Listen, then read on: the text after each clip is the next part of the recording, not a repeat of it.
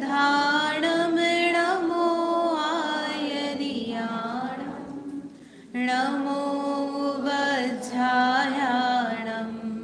नमो लोये सबसाहुणं सिद्धे जिणिन्द चन्दे आयर्य वज्राय साहुगणे वन्द्य सम्मदंसण चरितलब्धिं परुवेमो। आकुलता की कोई बात ही नहीं, विषय भी बात बचा नहीं है ज़्यादा हमारा, तो उसमें हो जाएगा। मतलब मैं तो यही सोच रही थी कि मुझे कुछ और देखना पड़ेगा, क्या पड़ा। नहीं नहीं, मतलब वो एक ही बात है, सब क्या बैठे हैं अपनी आत्मा की बात सुनने के लिए ही तो बैठे हैं। इधर से सुनाए इधर से सुनाए, सभी सुन ही रहे, किसी का कुछ नुकसान नहीं है उसमें ना। अपन ये जो है क्वेश्चन पेपर, इसको सॉल्व कर लेते हैं, इजी है, फटाफट से हो जाएगा।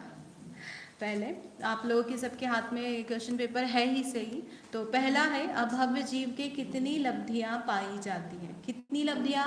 4, है ना। कहाँ तक पाई जाती हैं? प्रायोग्य लब्धि तक। ठीक है, प्रायोग्य लब्धि में कितने स्थिति कांडक घात होते हैं? है ना, 1। कितने होते हैं? 1। इसमें संख्यात असंख्यात अनंत दिया है। तो जो प्रायोगिक लब्धि में, उसमें बस एक ही बार काम होता है, एक बार में वो सारी स्थिति को अंता कोटा कोटि कर देते हैं। और उसके बाद फिर जब अधा प्रवर्तकरण इत्यादि ये अपूर्वकरण आते हैं, तब स्थिति कांडक घात होते हैं। अधा प्रवर्तकरण में भी स्थिति कांडक घात नहीं है, कब है? अपूर्वकरण से है। तो एक ही होता है ना। एक मतलब एक बार स्थिति कांडक घात होगा। स्थिति बंधापसरण द्वारा किसकी स्थिति का घात होता है? भाई बंधापसरण बोल रहे ना, तो बंध में अपसरण यानी बंधने वाली स्थिति का, यानी दूसरा आंसर सही है। फिर चौथा है, भिन्न समयवर्ती जीवों के परिणाम समान होते हैं। 3 कारण बताए ना, अधा प्रवृत्त, अपूर्व और अनिवृत्ति। तो भले ही हमने अनिवृत्ति नहीं बताया है, लेकिन अपूर्वकरण में क्या हो गया था? भाई पहले समय से दूसरे समय वाले के जीवों के परिणाम समान नहीं है। तो एकमात्र जो अधा प्रवृत्तकरण है, वहीं पर क्या होते हैं? जीवों के परिणाम समान होते हैं। फिर गुण श्रेणी निर्जरा किस करण से प्रारंभ होती है? अपूर्वकरण से, है ना। ये तो आपको बिल्कुल क्वेश्चन पेपर के पहले पढ़ाया हमने। इसके बाद में है, प्रायोग्य लब्धि के द्वारा कर्मों की कितनी स्थिति की जाती है? तो क्या आंसर है? अंतः कोटा कोटि सागर। भाई बाकी सारी स्थितियां तो ऑप्शंस दिए हैं, इसका बस सीधे सीधे एक ही उत्तर है। कितनी स्थिति हो जाएगी? अंतः कोटा कोटि सागर। और अन्य मतलब जैसे शैवक्षमिक सम्यक दृष्टि है, वो यदि सीधे 2 करण इत्यादि करके जावे, या सीधे जैसे उसका छूट गया, अंतर्मुहूर्त बाद वापस हो मिथ्यात्व से सम्यक्त्व प्राप्त करे, तो वहाँ भले ही उसकी स्थिति ज़्यादा पाई जा सकती है। लेकिन जब वो प्रायोगिक लब्धि कर रहा है प्रथमोपशम सम्यक्त्व के द्वारा, तो डेफिनेटली उसकी स्थिति कितनी करेगा? सत्ता की स्थिति को अंतः कोड़ा कोड़ी सागर। फिर इसमें है, सत्ता के कर्मों की अप्रशस्त यानी अशुभ प्रकृतियों का अनुभाग द्विस्थानिक होता है। कहाँ से होता है? द्विस्थानिक कहाँ से होता है? प्रायोग्य लब्धि से। भाई शयोक्षम और विशुद्धि में तो क्या कर रहे हैं? अनंत अनुभाग को हीन कर रहे हैं, लेकिन ऐसा नहीं बोला है कि क्या होगा? द्विस्थानिक होगा। जो विशेष कार्य है, हमने 5 कार्य बताए थे ना, विशेष कार्य कहाँ से होते हैं? प्रायोग्य लब्धि से। तो वहां पे अनुभाग भी किसका द्विस्थानिक या अशुभ प्रकृतियों का? प्रायोग्य लब्धि में। तो आंसर क्या है? सी। फिर 8वां है, प्रथमोपशम सम्यक्त्व में दर्शन मोहनी का होता है उपशांतकरण, अप्रशस्त उपशम, प्रशस्त उपशम और एक ऑप्शन और दिया है। तो इसका आंसर क्या है? प्रशस्त उपशम। जी, जो अनंतानुबंधी है उसका होता है अप्रशस्त, है ना। प्रशस्त उपशम होता है नहीं जहाँ पर गैप बनाया जाता है, आज हम उसको समझेंगे। और 9वां है, जो प्रवचन सुनते हैं वह क्या कहलाती है? देशना। बढ़िया, देशना लब्धि नहीं है, देशना है वो। फिर लब्धि सार ग्रंथ की रचना किसने की है? आचार्य नेमिचंद्र सिद्धांत चक्रवर्ती ने। वो तो मैं डेली प्रवचन की स्टार्टिंग में ही बोलती थी कि किसने रचा है ना। ये तो मस्ट कंपलसरी, आप जिस ग्रंथ का अध्ययन कर रहे हो उनको किसने रचा है, किसके द्वारा लिखा गया है, वो अपने को पता होना चाहिए। ग्रंथ का नाम, किसने लिखा, कितने अध्याय हैं, मंगलाचरण में किसे नमस्कार किया है ना, कितनी गाथाएं हैं इत्यादि। थोड़ा बेसिक तो अपने को उसका ज्ञान होना चाहिए। चलिए, अब अपना जो विषय है इसको हम आगे कंटिन्यू करते हैं। कल हमने अपूर्व करण जो करण है उसको समझना शुरू किया था। अपूर्व करण में क्या बताया कि प्रत्येक समय में जो जीव के परिणाम हैं वो कैसे हैं, अपूर्व अपूर्व होते हैं, स्वयं की अपेक्षा भी और नाना जीवों की अपेक्षा भी। ठीक है, थोड़ा सा आपको मोड स्विच करने में टाइम लगेगा एकदम से। क्वेश्चन पेपर से अब क्या है, समझने के मोड पर आए हैं। तो यहाँ पर 4 आवश्यक बताए थे अपूर्व करण में ना, कौन कौन से, गुण श्रेणी निर्जरा, गुण संक्रमण, स्थिति कांडक घात और अनुभाग कांडक घात। यहाँ पर हमने चारों ही समझे। यद्यपि जो प्रथमोक्षम सम्यक्त्व है उसमें गुण संक्रमण नहीं पाया जाता है, बाद के जो आवश्यक मतलब बाद के जो कार्य हैं, विसंयोजना, श्रेणी का कार्य, शायिक सम्यक्त्व, वहाँ होता है।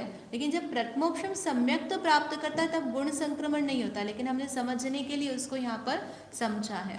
तो गुण श्रेणी निर्जरा में क्या बताया था भाई, गुणाकार रूप से जो द्रव्य है प्रति समय ले ले करके नीचे के समयों में देते हैं, और जब उसकी निर्जरा भी होती है तो वो कैसी होती है, गुणाकार रूप से निर्जरा होती है। फास्ट हो रहा है क्या, रिवाइज ही कर रहे हैं अभी तो हम, जो कल पढ़ा था उसको। फिर उसके बाद में क्या बताया, स्थिति कांडक घात है ना। स्थिति कांडक घात में क्या कर रहे हैं, सत्ता की जो स्थिति है उसको अंतर मुहूर्त में घात किया जाता है ना, ये हमने डायग्राम से समझा था। सत्ता की यानी वो रहेगी नहीं, उतनी स्थिति पूरी नाश हो जाती है। तो नाश होती है तो कहाँ जाती है भाई, उसके जो निश्चय के परमाणु नीचे यानी कम स्थिति वाले हो जाते हैं, तो वो परमाणु कहीं नहीं गए हैं। फिर निर्जरा में भी क्या हुआ है भाई, वो उनकी जो नीचे लाया गया है, मतलब क्या करा, उनकी स्थिति इत्यादि को कम किया है, लेकिन परमाणु अभी खत्म नहीं हुए। परमाणु कब खत्म होंगे, निषेक कब खत्म होंगे, जब वो उदय में आएंगे, फल देंगे और फिर निर्जरा होगी, तब ही जाएंगे वो, बिना फल दिए नहीं जाएंगे। तो उसके लिए फिर हमने लास्ट उसका आवश्यक समझा था कि जिसमें उसकी शक्ति कम की जाती है, कौन सा है वह, अनुभाग कांडक घात। इसमें क्या करते हैं, जो सत्ता का अनुभाग है उसको हर समय कम किया जाता है ना। इसका मैंने डायग्राम दिखाया था आपको, किस तरह से ये कम करते हैं, और बना के भी दिखाया था। तो इसमें थोड़ा सा आपको वापस से विशेष किस तरह से होता है कार्य दिखा देते हैं एक ही बार में इसमें।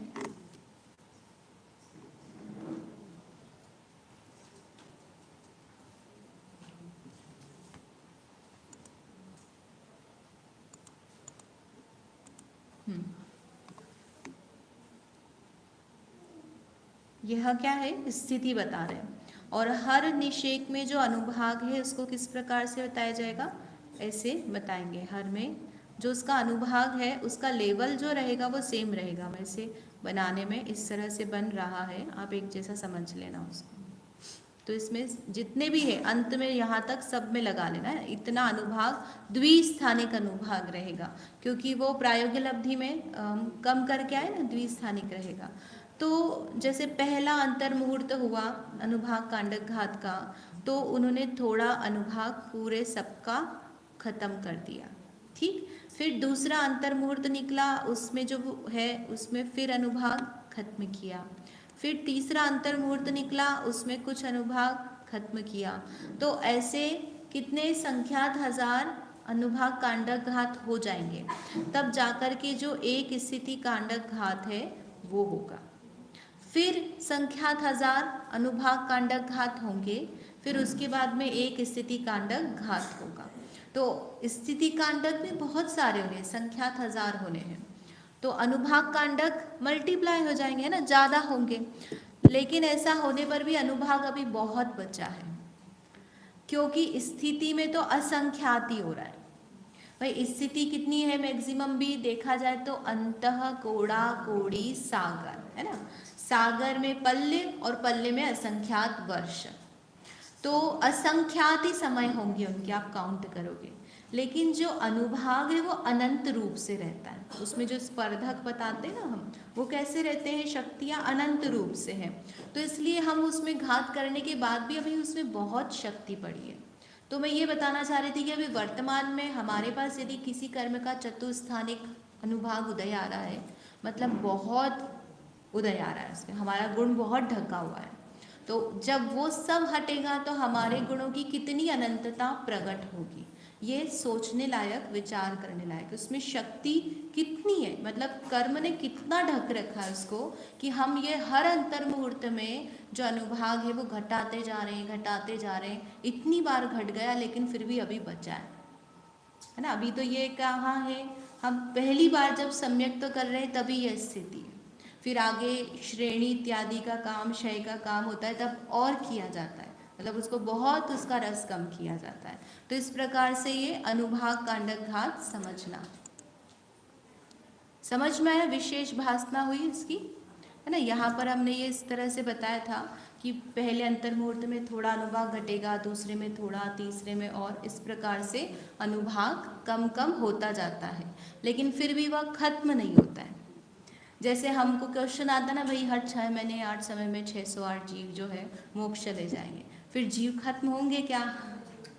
जीव अनंत अनंत है ना, अक्षय अनंत है। तो ये अक्षय अनंत नहीं है अनुभाग, लेकिन फिर भी यह अनंत है, अनंत काफी बड़ा होता है।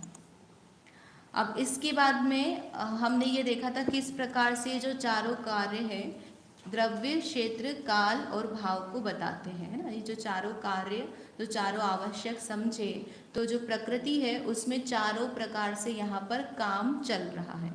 अब ये क्वेश्चन आता है कि आवश्यक कब तक चलते रहेंगे। हमने जैसे अधप्रवृत्तिकरण में भी देखा था कि आवश्यक कहाँ तक चलेंगे।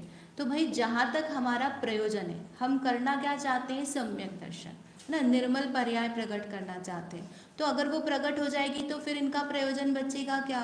तो अनिवृत्तीकरण जो है उसके अंतिम समय तक ये सारे आवश्यक चलते रहेंगे। कहाँ तक चलेंगे? अनिवृत्तीकरण, है ना। अभी हम कौन सा देख रहे हैं? अपूर्वकरण। तो अधप्रवृत्तिकरण के जो आवश्यक है वो भी अपूर्वकरण में चल रहे हैं। और अब जब हम अनिवृत्तीकरण में जाएंगे तो वहां पर अधप्रवृत्तिकरण के आवश्यक, अपूर्वकरण के आवश्यक दोनों चलेंगे। ठीक है, देखो अब अनिवृत्तीकरण इसको समझते हैं तो समझ में आएगा किस प्रकार से आवश्यक काम कर रहे हैं। अनिवृत्तीकरण का यदि अर्थ देखें तो क्या है? अ प्लस निवृत्ति प्लस करण। तो निवृत्ति का अर्थ यहाँ पर लगाना है भेद। भेद अ यानी नहीं है, किसमें? करण मीन्स परिणाम। जहाँ परिणामों में भेद नहीं पाया जाता उसे कहते हैं अनिवृत्तीकरण। किस परिणाम में? तो विशुद्ध परिणाम में। अभी यहाँ पर जीव के जो विशुद्ध परिणाम होंगे, कोई सा भी जीव लो पहले समय में आएगा तो वो एक पर्टिकुलर जो परिणाम है वो ही करेगा, चॉइस ही नहीं है उसके पास में, है ना। दूसरे समय में जो परिणाम करना है, कोई भी जीव कभी भी आए, है ना, दूसरे समय में यदि वो अनिवृत्तीकरण में आ रहा है तो वो ही वाला परिणाम करेगा, भेद नहीं है। तीसरे समय में आएगा तो भी एक ही परिणाम है, वही करना है। इसलिए क्या कह रहे हैं? अनिवृत्तीकरण, जहां परिणामों में भेद नहीं है। भाई अपूर्वकरण तक तो क्या था? परिणामों की रेंज थी, उसके पास ऑप्शंस थे कि वो इनमें से कोई सा परिणाम कर सकता है। लेकिन अब कोई भेद ही नहीं है, कोई चॉइस ही नहीं है, यही परिणाम करना है।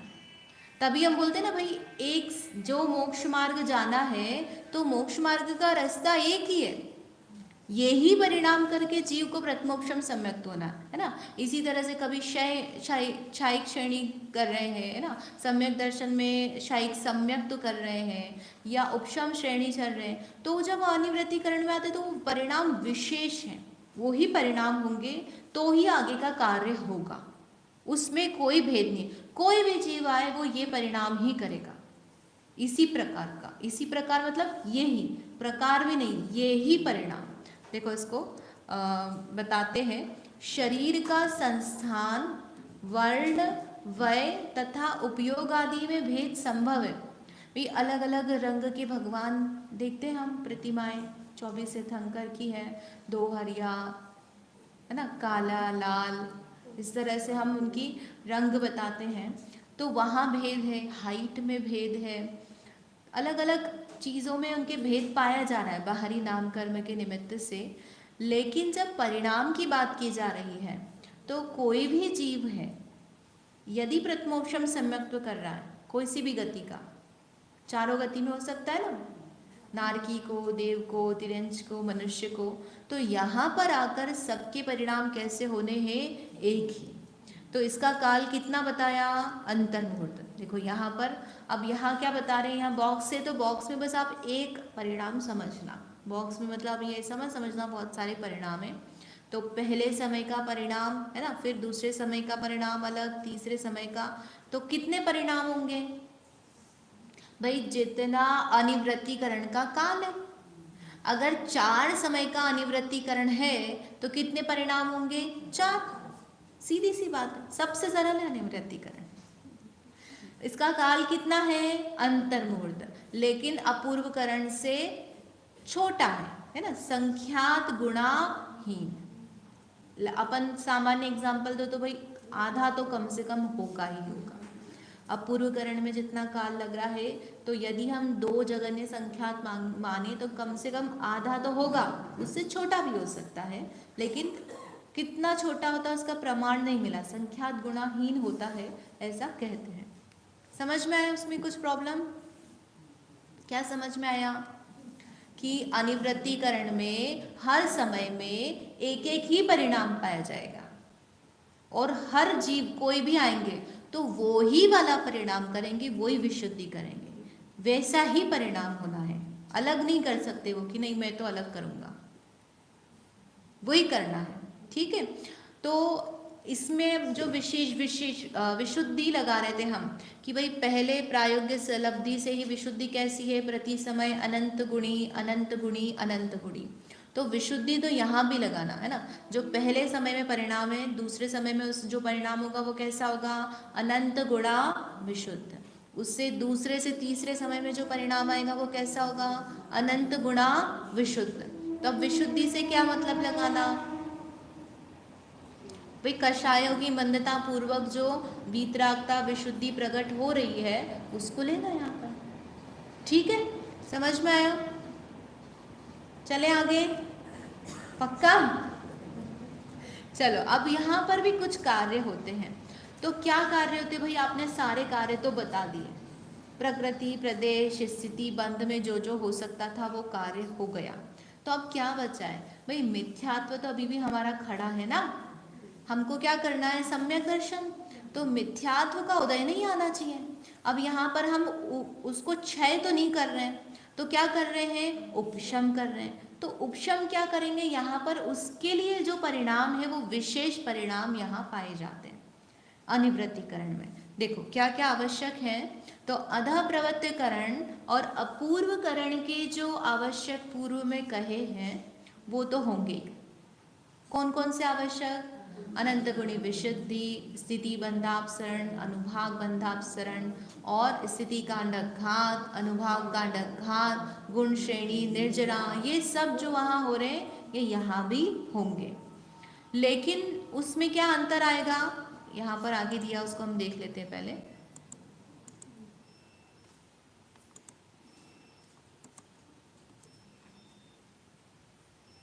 जो जितनी भी क्रियाएं हो रही हैं उसका जो प्रमाण है वो प्रमाण यहाँ चेंज हो जाएगा।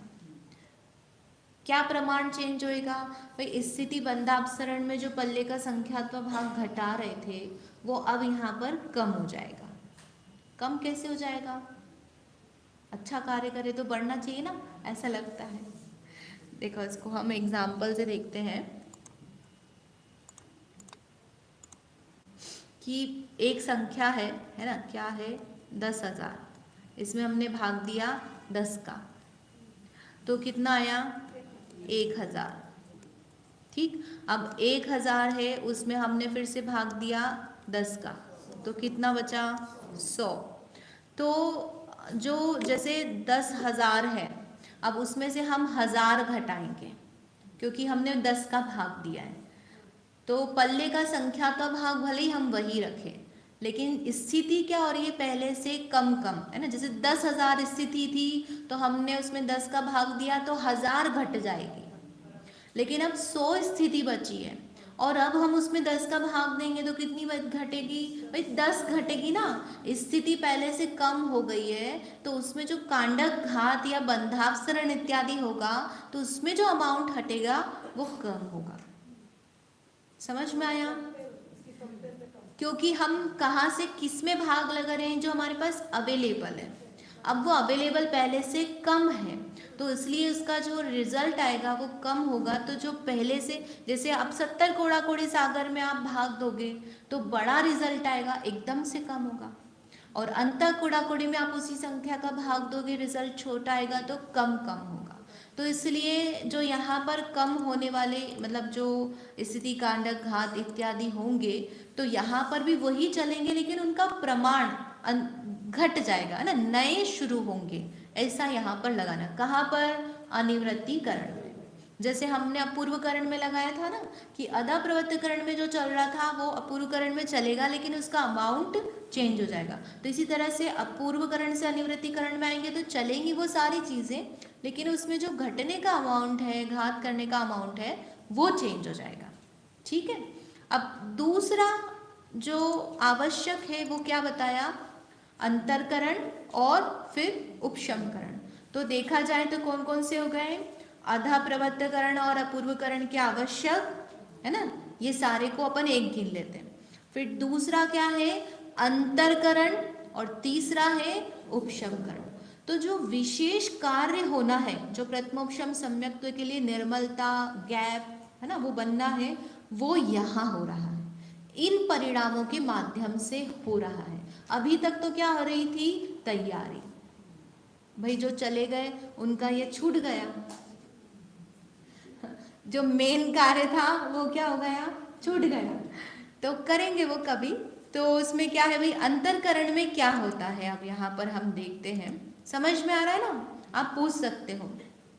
तो अब अंतरकरण नाम ये बताता है, अंतरकरण जिन परिणामों से उसमें कर्म प्रकृति में क्या बन रहा है? अंतर। क्या बन रहा है? अंतर। अब कैसा अंतर बता रहे हैं? तो जो गैप हमने दिखाया था आपको वो अपन यहाँ पर देखेंगे। तो इसको एक बार भाषा से पढ़ लेते हैं कि पहले अपन समझ ले फिर भाषा से पढ़ लें। पहले समझ लेते ना, आपको भाषा पढ़कर तो ऐसा लग जाएगा कि क्या बता दिया। माइक रखा है।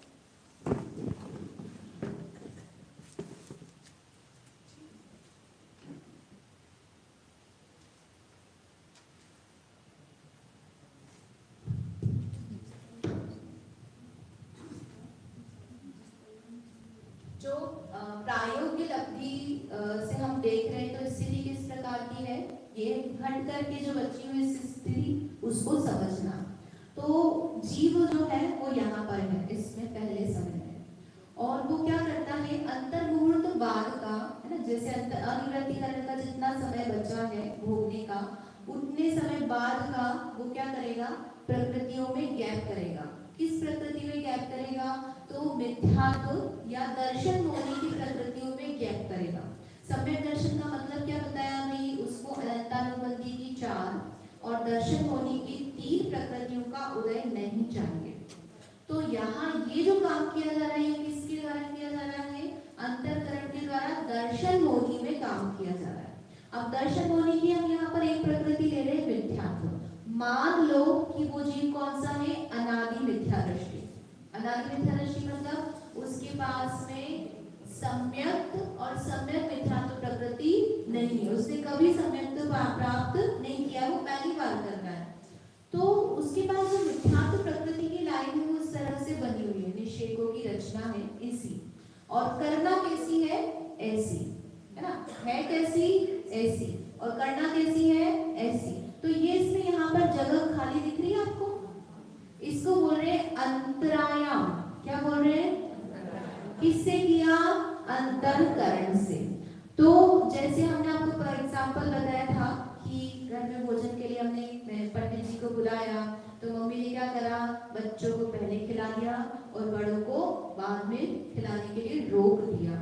तो उसी तरह से कुछ निषेकों को पहले उदय में ले आए, उनको क्या करा, उदीर्णा कर दी, उनकी अपकर्षण कर दिया, और कुछ निषेकों को क्या किया, आगे भेज दिया, उत्कर्षण कर दिया कि भाई आप अभी उदय में नहीं आओगे। तो इस प्रकार से यहाँ पर क्या करा, अंतर मुहूर्त का गैप बनाया। अंतर मुहूर्त से ज्यादा गैप नहीं बना सकते, उतना ही गैप बनेगा। किसमें बनाया है, मिथ्यात्व कर्म में। किसमें बनाया, कितनी देर का बनाया, तो ये जो जब जीव यहाँ आएगा तो क्या होगा, इसको मिथ्यात्व का उदय आएगा क्या, नहीं आएगा, तो कैसा होगा, श्रद्धान निर्मल हो जाएगा। ठीक है, तो किसके लिए बात की, जिसके पास सिर्फ मिथ्यात्व कर्म है। अब अगर सम्यक मिथ्यात्व प्रकृति होगी तो क्या होगा भाई, उसमें भी यही कार्य करना पड़ेगा, क्योंकि श्रद्धान कैसा करना है, निर्मल। अगर एक भी प्रकृति का द्रव्य उदय में आएगा तो क्या होगा, चेंज हो जाएगा। भाई सम्यक प्रकृति का उदय आ गया तो शायद सम्यक हो जाएगा, चलमल अगाध दोष हो जाएंगे इसमें, है ना। और यदि सम्यक मिथ्यात्व का उदय आया तो तीसरा गुण स्थान हो जाएगा। तो यहाँ पर तो क्या होना चाहिए, निर्मल श्रद्धान होना चाहिए। तो किसी का भी मिथ्यात्व दर्शन होने की तीनों किसी भी प्रकृति का उदय नहीं चाहिए। तो उसके लिए अगर उसके पास में साधी मिथ्या दृष्टि जीव है तो उसको उन तीनों प्रकृतियों में इस प्रकार का अंतरायाम बनाना पड़ेगा। फिर से बताऊं क्या करा, यहाँ पर ये स्थिति है ना, ये किसकी है, मिथ्यात्व की रहते हैं। तो मिथ्यात्व की स्थिति में ये तो कंटिन्यूअस निषेध है। यदि इस प्रकार से लगाते रहेंगे तो क्या होगा, हमें सम्यक दर्शन नहीं होगा, है ना। तो क्या करा, जीव ने अंतरकरण में अपने परिणामों के माध्यम से कुछ कर्मों को पहले बुला लिया और कुछ कर्मों को आगे भेज दिया, और यहाँ पर क्या करा, गैप बनाया, है ना, खाली कर दी जगह। तो जब यहाँ पर जीव आएगा इस समय में तो उसका श्रद्धान कैसा हो जाएगा, निर्मल। तो ये जो प्रोसेस की जा रही है उसका नाम क्या है, अंतरकरण। अभी ये यहाँ पर नहीं है, जीव कहाँ है यहाँ, कहाँ है, यहाँ पर है ना। और यहाँ पर रहकर अंतर्मूर्त आगे के समयों को ये खाली कर रहा है, ऐसा समझना है इसमें।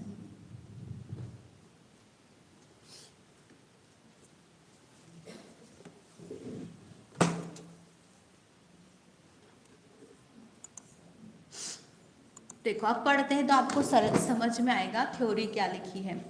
विवक्षित निषेकों का सर्वद्रव्य अन्य निषेकों में अर्थात यहाँ ऊपर के तथा नीचे के निषेकों में निक्षेपण करके उन विवक्षित निषेकों का अभाव करना अंतरकरण कहलाता है। अब ये बार बार विवक्षित क्या ले रहे हैं कि भाई वो जो अंतर मुहूर्त का हमको खाली करना उसको बोल रहे हैं विवक्षित, जो कॉन्टेक्स्ट में है उन निषेकों को क्या कर रहे हैं, अन्य निषेकों में अर्थात नीचे के निषेकों में निक्षेपण और ऊपर के निषेकों में निक्षेपण करके क्या करना, गैप बनाना, उसको क्या बोल रहे हैं, अंतरकरण। ये मेन कार्य है, इसके बिना उपशम सम्यक्त्व नहीं हो सकता। तो वो कहाँ हो रहा है, अनिवृत्तीकरण में। ठीक, तो यह अंतर किस में हो रहा है, केवल दर्शन मोहिनी में होता है। अभी हम किसकी बात कर रहे हैं, प्रथमोक्षम सम्यक, तो इसलिए हम यहाँ पर क्या बता रहे हैं, केवल दर्शन मोहिनी में होता है। तो कितना समय लगता है इसको करने में, एक स्थिति कांडक घात में जितना समय लगता है उतने काल में यह अंतरकरण का काम करता है। जो गैप बना रहे हैं वो तो बड़ा बन रहा है, लेकिन जिसमें काम कर रहे हैं वो गैप बनाने का वो अंतर्मुहूर्त कितना है, स्थिति कांडक घात के बराबर। भाई प्रथमोक्षम सम्यक्त्व का काल तो बड़ा रहेगा ना, स्थिति कांडक घात का काल कितना है, छोटा, क्योंकि एक अनिवृत्तीकरण में बहुत सारे स्थिति कांडक घात होंगे। तो इसलिए वो अनिवृत्तीकरण में जो अंतरकरण का काल है वो कैसा है, छोटा, जिसमें काम कर रहे हैं वो काल कितना है, छोटा है। अब यहाँ पर क्या है, विशेष जो हम समझ चुके हैं वही लिखा है। यदि अनादि मिथ्या दृष्टि जीव है तो वह केवल मिथ्यात्व में अंतरकरण करेगा, और यदि सादी मिथ्या दृष्टि जीव है तो वह क्या करेगा, दर्शन में होने की जितनी प्रकृति, वही खाली मिथ्यात्व है, बाकी की दो की द्वैलता हो गई है तो एक का अंतरकरण करेगा, दो प्रकृति बची है तो दो का अंतरकरण करेगा, तीन बची है तो तीन का अंतरकरण। कैसे होगा, देखो इसका हम डायग्राम आपको बता देते हैं फिर से, कि यहाँ पर ये मिथ्यात्व प्रकृति है ना, तो मिथ्यात्व प्रकृति में यहाँ पर इस प्रकार से इनने खाली करके यहाँ अंतरायाम बनाया। तो ऐसी की ऐसी एक लाइन और बनाओ, आप किसकी बनाओगे, सम्यक मिथ्यात्व की। तो उसमें भी जितना गैप हम मिथ्यात्व के लिए बना रहे उसी तरह से काम यहाँ पर भी होगा, और ऐसा की ऐसा अंतरकरण गैप बनेगा, है ना। और सेम ऐसी लाइन आप बनाओगे किसकी, सम्यक्त प्रकृति की, तो उसमें भी इसी तरह से अंतरायाम बनेगा। मतलब तीनों में बनना कंपलसरी है, ठीक है। सादी मिथ्या दृष्टि जीव को तीनों में बनेगी, अगर उसके पास तीनों है तो। यदि तीन नहीं है, दो है तो दो में अंतरकरण करेगा, दो भी नहीं है, एक है तो एक में अंतरकरण करेगा। करेंगे, बिल्कुल करेंगे भाई। प्रथमोक्षम सम्यक तो करना है जब भी उसको, तो ये तीन करण करना ही है, पूरी तैयारी करके ये हमेशा करना है। शयोक्षम में अपन तीन करण नहीं लगाते, लेकिन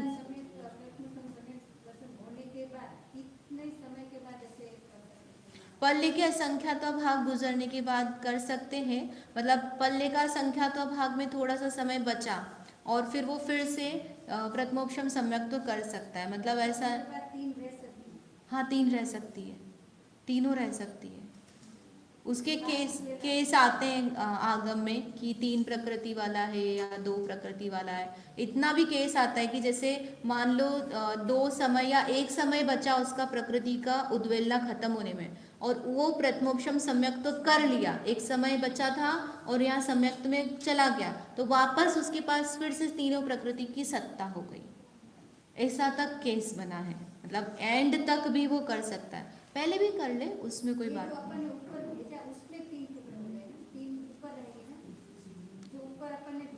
ऊपर किसको भेजा, वो जो द्रव्य भेजा।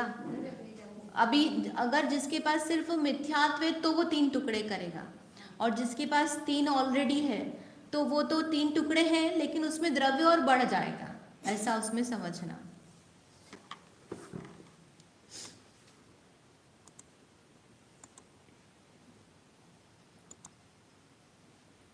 अंतरकरण समझ में आया ना।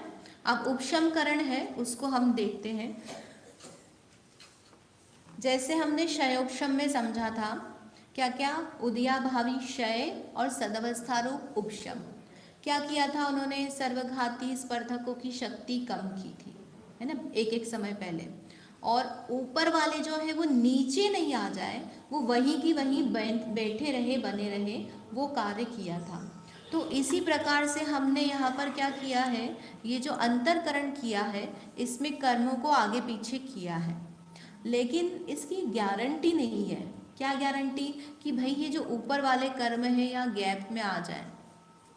अगर गैप में आ जाएंगे तो क्या होगा, भाई वो तो हमारा करा कराया काम सारा खत्म हो गया ना, मिथ्यात्व का उदय आ जाएगा वहाँ पे।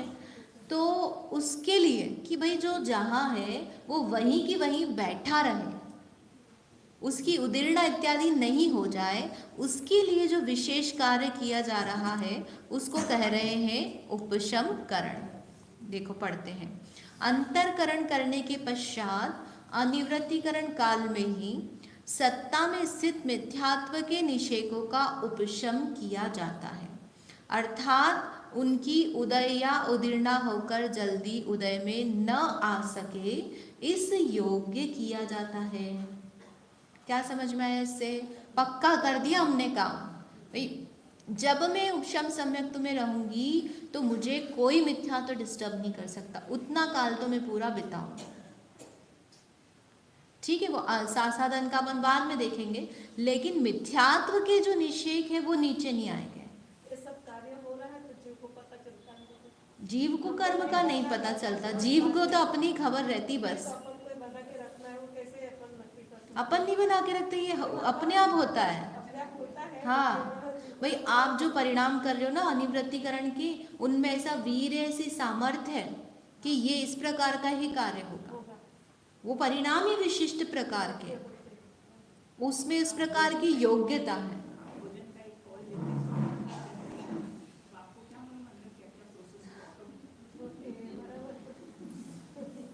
तो ये यही तो बता रहे भाई, हमारे परिणामों में कितना बल है कि कर्म भागते हैं, दूर से डर जाते हैं। इतना पुरुषार्थ, इतना सामर्थ्य है अपने में, ऐसा कॉन्फिडेंस अपने को लाना चाहिए। ये पढ़कर ऐसा समझकर ये लाना है कि भैया मैं कर सकता हूँ, मुझ में सामर्थ्य है। क्या किया इसमें हमने? कर्म में कुछ नहीं किया। इससे दिख रहा है कि मैं कुछ करने वाला नहीं हूँ उसमें। मुझे किस में करना है? स्वयं में ही करना है। जो काम करना है अपने ज्ञान में ही करना है, ये निर्णय पक्का करना चाहिए उसको यहाँ पर।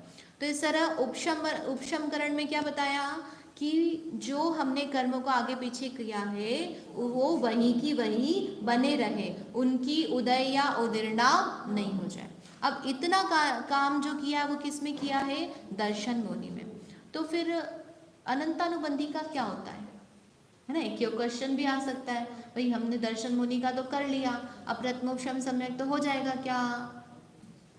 कि हो जाएगा। और अनंतानुबंधी का क्या होगा? भाई उसको भी तो आपको उदय में नहीं चाहिए, तो उसका हर एक समय पहले काम होता है। जैसे हमने शयोपशम में देखा था ना, ऐसा उसमें होता है। इसका लिखा हुआ नहीं है, आपको डायग्राम के माध्यम से बता देते हैं। जो अनंतानुबंधी है ना, उसमें अब अनंतानुबंधी में यहाँ पर लोभ, क्रोध, ठीक है, मान, माया, लोभ, है ना, ये चारों हैं। ये चारों इस तरह से लाइन में कंटिन्यूस है।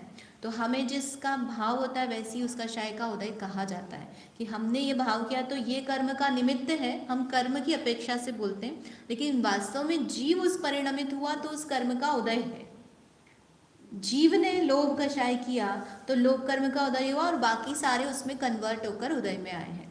तो जब प्रथमोपशम सम्यक्त्व का काल आएगा, जो गैप है, तो उस समय ये अनंतानुबंधी क्रोध, मान, माया, लोभ, इन सब का जो पहला निषेध है वो क्या होगा? बाकी की जो 9 कषाय और अप्रत्याख्यान, प्रत्याख्यान, संज्वलन है, ये सब द्रव्य उसमें जाकर उदय में आएगा।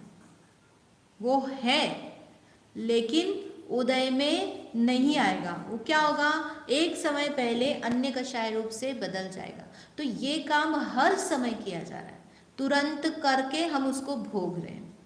तो जब तक जीव उपशम सम्यक्त्व का काल भोग रहा है तो उसने मिथ्यात्व में तो गैप बना दी, वो तो बना बनाया खा रहा है वहां पे, लेकिन अनंतानुबंधी में हर समय काम किया जा रहा है। इसलिए फिर क्या होता है? साधन हो जाता है कि कभी नहीं कर पाया वो अनंतानुबंधी को कन्वर्ट नहीं कर पाया, तो अनंतानुबंधी का उदय आ जाता है। तो क्या हो जाता है? साधन गुण स्थान बन जाता है। समझ में आया अच्छे से? फिर से बताऊं?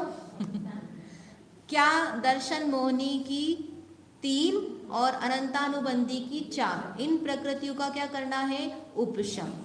तो उसमें से जो दर्शन मोहिनी की 3 प्रकृतियां हैं, उसमें तो क्या किया? अंतर का अंतरायाम बनाया, गैप बनाया। इसको बोलते हैं प्रशस्त उपशम। क्या बोलते हैं इसको? प्रशस्त उपशम। और जो अनंतानुबंधी में हर समय कन्वर्जन करने का काम चल रहा है कि वो अनंतानुबंधी से रूप से उदय नहीं आ रही है, अन्य कषाय रूप से उदय में आ रही है, उसको कहा जाता है अप्रशस्त उपशम। कौन सा? अप्रशस्त उपशम।